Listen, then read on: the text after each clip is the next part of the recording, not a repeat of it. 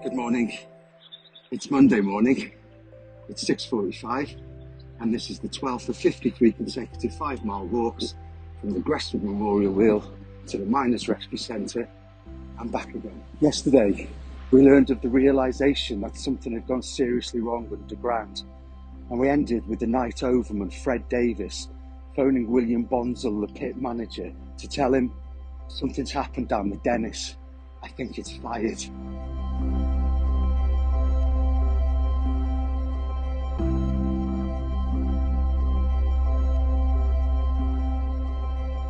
It's at this point of our look into the disaster, as we focus on the rescue efforts, that we should be mindful of the heritage of the miners' rescue that this walking challenge is raising money for, as it was here where Wrexham mine rescuers were trained.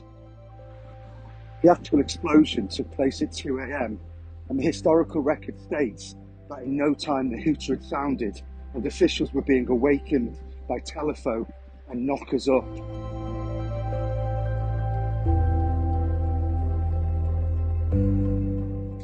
Parry Davies, a rescue captain from Llay Main, who provided precious historical accounts of the rescue effort, was one such official to be awoken, and the following recollection from the man himself captures the fear and shock he battled against as he rushed to get dressed.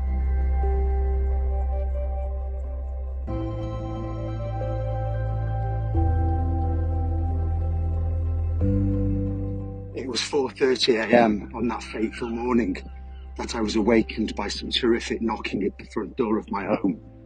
I was sick at heart as I answered that knocking.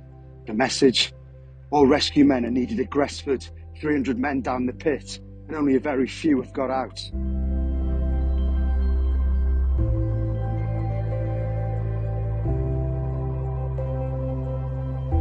Parry Davies continues. From my past experience of explosions, I could see nothing but stark disaster and very little hope of rescuing those poor comrades. All this was flashing through my mind as I was throwing my clothes on.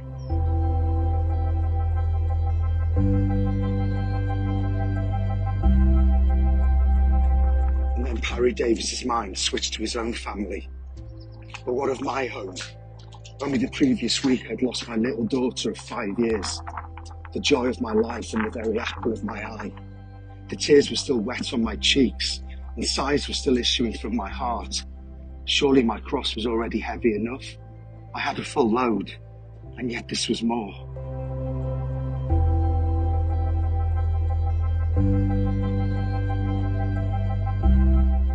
A call for help, and had the load been double, here was something which surely no one could refuse.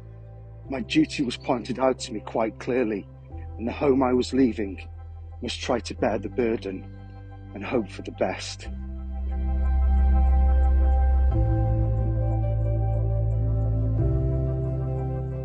This walk was dedicated to Joseph Edge, Samuel Edge, Albert Edwards, Edward T. Edwards, and Enoch G. Edwards. Today's song is The Man with the Child in His Eyes by Kate Bush.